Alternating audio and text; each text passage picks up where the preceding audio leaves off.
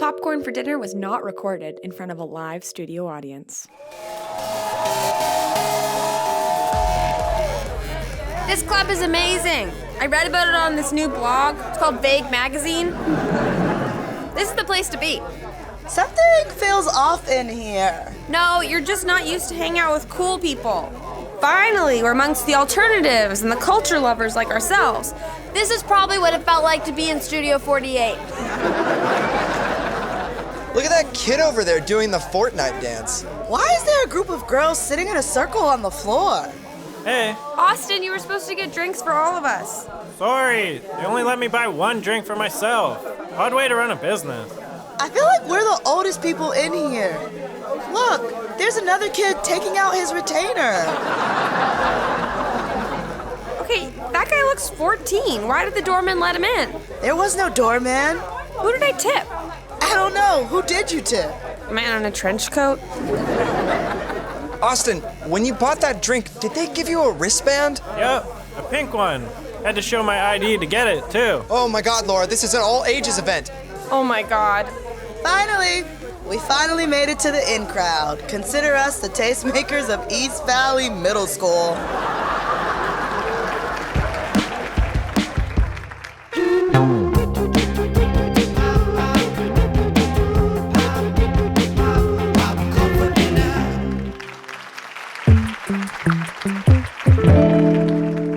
You're listening to Popcorn for Dinner. Or maybe you're sleeping. If you are sleeping, sweet dreams. Episode 7 begins with big news. Austin is planning to propose to his girlfriend Emma tomorrow in wine country. Laura, Michael, and Ellie have gone up there early to help him out. Oh, Austin just texted. He said he's so touched we came up early to set up for his proposal. I love wine country. This is one of those weird sitcom episodes where the characters go on vacation away from the apartment. In future episodes, they may go skiing or to a beach, but in this episode, wine country. That sommelier was so phony. They just agree with whatever you say you taste, so you feel smart, so you buy more wine. He didn't agree when you said you tasted notes of baked potato in that last one. They walk in the door of their Airbnb carrying several bottles of wine each. Classic Airbnb decor. Big piece of driftwood stuck to the wall, vases full of twigs, and wicker baskets everywhere. Where are the bath towels? In a wicker basket. Firewood? Wicker basket. Dishwasher instruction manual? Wicker basket.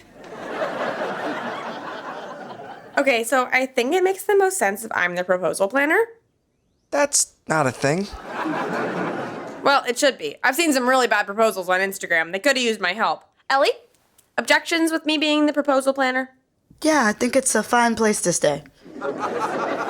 Ellie isn't listening. She's staring at her phone. Hello? Ellie? We need all hands on deck if we're going to make this place as romantic as possible. Although, this place does have a lot of romantic upside. Hot tub, fireplace. I don't think we have to do that much to get it in shape for the proposal. Can someone pour me a glass of wine? That'll help me get my romantic thoughts flowing. Michael pours everyone a glass of wine. It's everyone's third of the evening. Ellie? Any thoughts? Huh? No, not really. I like what you said. The hot tub, the fire, the heat, the burning, the persistent flames. Are you all right? Yeah, you seem a little out of it. No, I'm fine. I'm just gonna have another glass of wine. What's really bothering Ellie is that she just saw her on again, off again, never really was, but seemed like she could have been love interest Charlie, tagged in a photo with her new girlfriend. Well, I already picked up these flowers. We'll put them around the house tomorrow, rose petals on the floor around the fireplace, a bottle and 2 glasses laid out. Austin lights the fire, gets on one knee, and proposes. So, it's not a surprise? It is a surprise. Oh, okay, so they get here, they see all the flowers and the wine, and Austin spends 20 minutes lighting, kindling, and blowing on a small fire to get it going, and then he proposes? Okay, so we start the fire. Are we still gonna be here when he proposes? No, we start the fire and leave. That's what an arsonist does. Michael helps himself to another glass of wine. It's a healthy pour. When I get proposed to, I want it to be, like, really public. Like, he gets a whole marching band and my entire family to be there. When you get proposed to, you don't even have a boyfriend. That's true. Yeah, at least you've had sex in the last calendar year. I'm opening another bottle. It can't hurt, right? Yeah. To wine country. Cheers!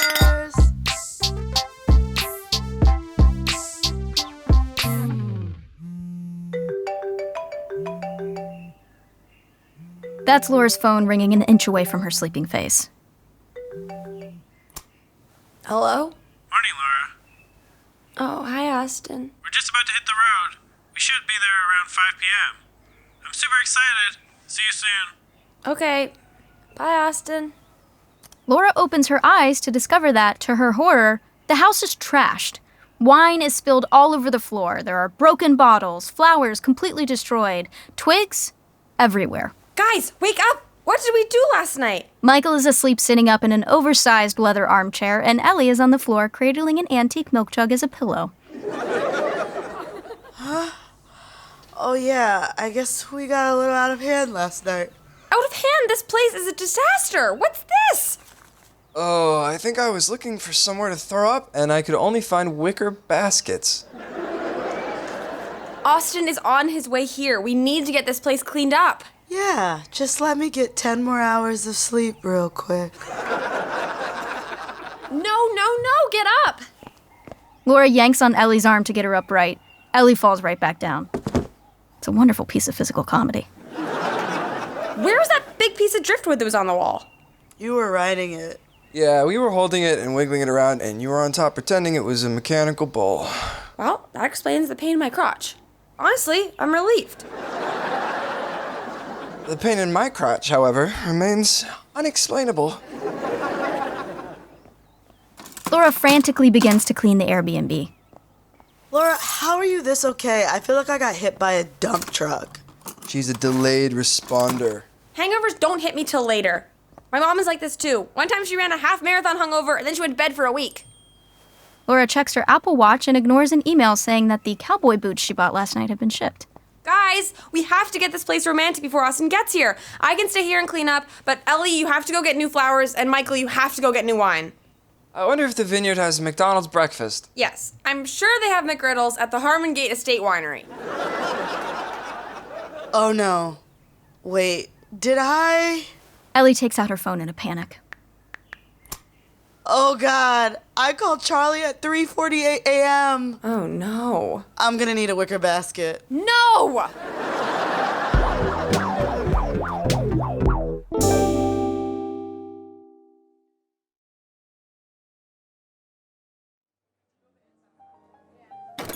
Michael is at the winery to buy more wine to replace the wine they drank. There's a pretty girl working there. She's the kind of pretty where she could genuinely look good in a straw hat. Apple orchard pretty.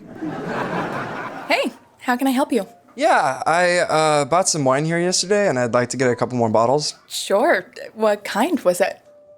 It was red. Can you be more specific? It was wine. You're funny. I like funny. Come over to the bar and let me pour you a few glasses to refresh your memory. Could it be? Is she flirting with him? Okay, so this is a Cabernet. It's very grapey, but with alcohol. You're quite the sommelier.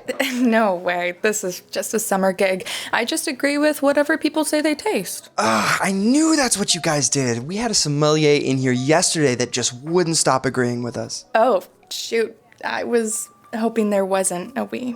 Whoa, that's overtly flirty. We meaning me and my guy friends who are all single and straight, all of us, all the time.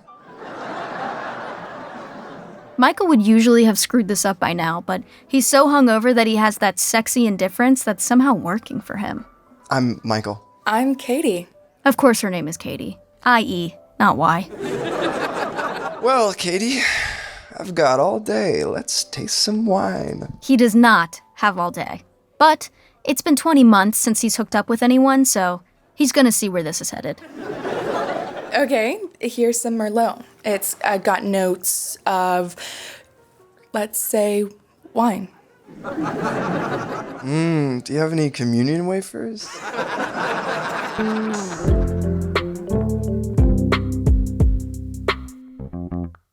Back at the house, Laura is cleaning like crazy. And even though her hangover clock is ticking, she can't help but call Austin to further micromanage the proposal. Laura, I have 2 minutes. Emma is in a gas station buying a loaf of bread for the drive. What's up? Just want to know what your plan is. My plan? Yeah, your plan for the proposal. Obviously, the setting is perfect. But what are you gonna say? I was thinking something along the lines of, will you marry me? No, that's Bush League. George Bush has a league? Austin! She's gonna remember this moment for the rest of her life. You have to say the perfect thing. Okay, how about something like, will you make me the happiest man in the world? Happiest man is played out. Just imagine marrying the happiest man in the world. This horrible, grinning idiot. Okay. I'll keep working on it. How are things up at the house? Laura looks around at the chaotic scene of stained rugs, broken glass, and flowers that look like they've been through a wood chipper. It's like a fairy tale.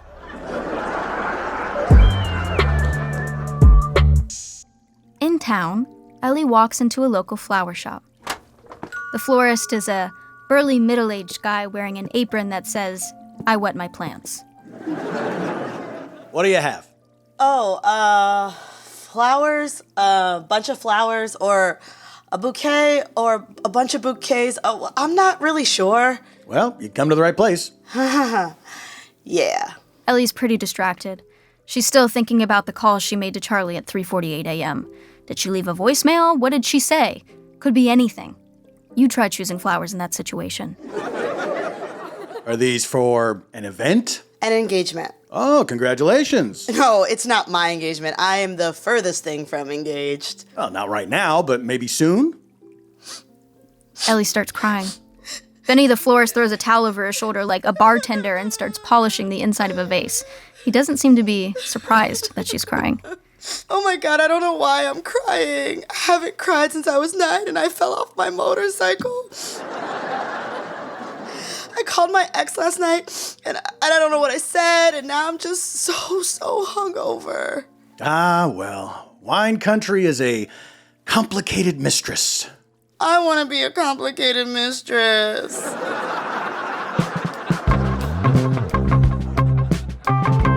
Back at the winery, Michael should be wrapping things up to head back to the Airbnb, but instead, he continues to flirt with Katie.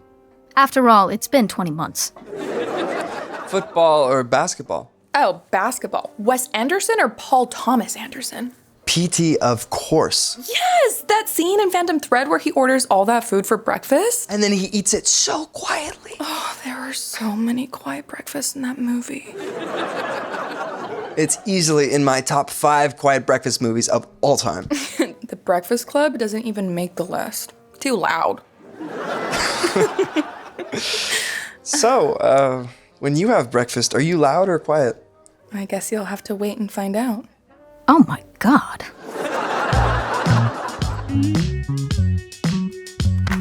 Back at the house, Laura is trying to pinpoint a mysterious smell. She reaches under the couch and pulls out a charcuterie plate. Okay, couldn't tell if I smelled terrible vomit or amazing cheese.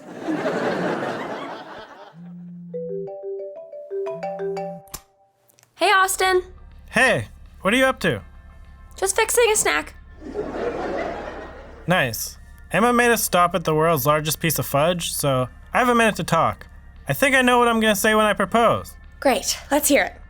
Emma, our love is like a tree, giving me shade from the heat and shelter from the storm.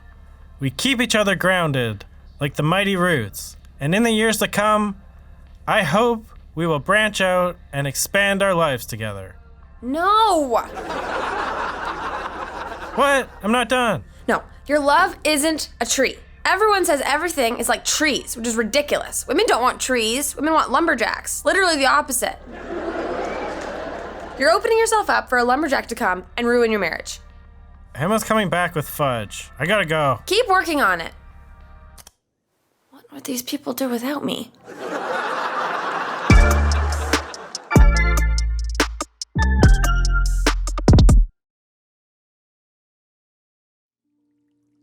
Back at the flower shop, Ellie has been pouring her heart out to the florist Benny. She's been 10 times more vulnerable in this conversation than she has been in years. How do you do it? You're surrounded by all this beauty, but you know it's not gonna last. That's true. But I know there's always another spring around the corner. Maybe not with climate change. That's the problem with you kids. You think the climate change apocalypse is coming, so you can't commit to anything. But the climate change apocalypse is coming. Sure, but don't you want to be with someone when it does? Not all alone, working on yourself? How do you know I'm working on myself? Is there a sheet mask stuck to my ass? I'm a florist. You're not the first person to come in here needing to talk. I literally never understood why people talked about their feelings until today. Ah, that's the secret of wine country. You gotta uncork the bottle and share it with the people you love. I think. I'm more of a flower guy than a wine guy. I don't know. It's pretty obvious, kid. You're in love. You've had tears in your eyes all day. Well, I'm also crazy allergic to flowers, so...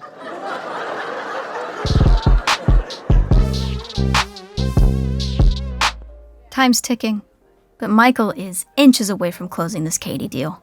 I just have to wait on one table, then we can get out of here. Your place or your place? Holy shit, Michael. Who is this guy? How about my place? He checks the time and sees his wallpaper photo on his phone, a picture of him in Austin at brunch with Emma's dads. It pains him, but he knows what he has to do. I would love to, trust me. I just have to drop off this wine. You know, my best friend is proposing tonight. Katie does that pouty, disappointed look. But it's half an hour there and half an hour back, so I could be back here in an hour. Will you still be here? An hour? Does that work? I don't know. I'm off in 10 minutes. I kind of feel like this is now or never. As much as he wants to say now, it's never. I'm sorry. I made a promise when I said I would be his best man. As he leaves, he sees Katie immediately start to talk to another guy at the bar. So, Wes Anderson or Paul Thomas Anderson? I'm not above admitting that hurt.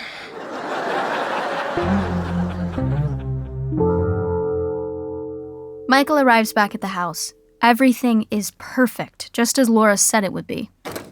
Guys, I was so close to breaking my streak. You should have seen it. No time for that. Austin will be here any minute. Wow, this place looks so good. Amazing flowers, Ellie. And Laura, how did you get this place so clean? I scrubbed and I mopped and I worked and it nearly killed me. But I'm actually feeling a lot better now. I think the hangover might just miss me. I feel really good. Oh, Austin's calling. Put him on speaker. Hey, Austin. It's all of us. Hey guys, I got big news.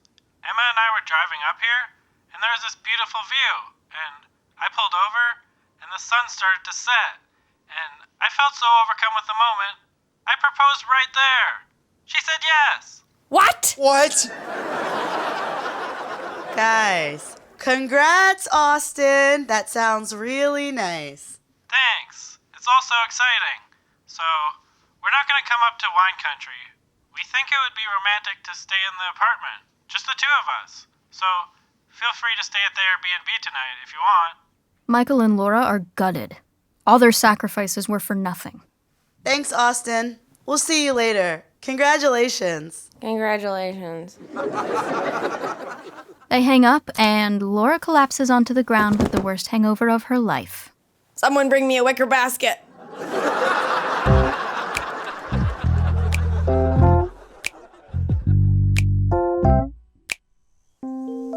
Ellie stands in the driveway of the Airbnb.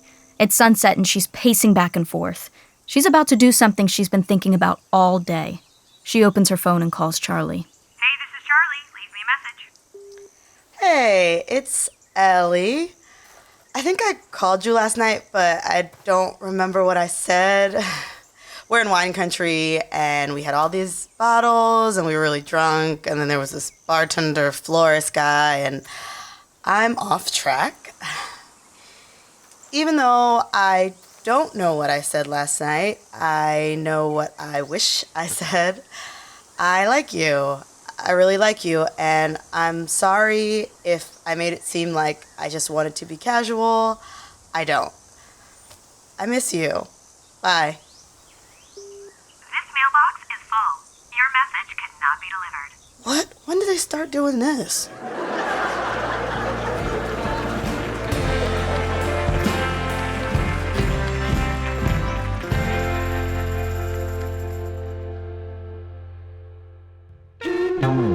Popcorn for Dinner is produced by Dax Media, Kelly and Kelly, and Clamor. Created by Maddie Kelly. Popcorn for Dinner was narrated by me, Sierra Bravo. Maddie Kelly is Laura, Charlie B. Foster is Michael, Jillian Ebanks is Ellie, and Ben Fawcett is Austin. Additional voices by Veronika Slowikowska, Paul F. Thompkins, Angela Galanopoulos, and Heidi Beauman. This episode was written by Dave Shumka, Bobby Warrener, Randy Newmeyer, Maddie Kelly, and Pat Kelly. Story edited by Danica Thibault. Script consultant Rebecca Peng. Executive produced by Les Hollander, Maddie Kelly, Chris Kelly, Lauren Berkovich, Pat Kelly, Aaron Hilliard, Allison Shano, and Adam Reynolds. Produced by Tamara Black. Associate producers Justin Cho and Lillian Holman. Kelly and Kelly's head of production is Lauren Berkovich. Clamor's head of production is Adam Reynolds. Original music by Chris Kelly and Colin Cowan. Post-production supervision by Justin Cho. Sound design and edited by Chris Kelly, Max Collins, and Dave Shumka. Script supervision by Lillian Holman. Production coordinator Ethan Aronson. Key art by Ellen Lee. Popcorn for Dinner was recorded at Kelly and Kelly Studios in Vancouver, Canada, and Gold Diggers in Los Angeles, California. Special thanks to Oren Rosenbaum.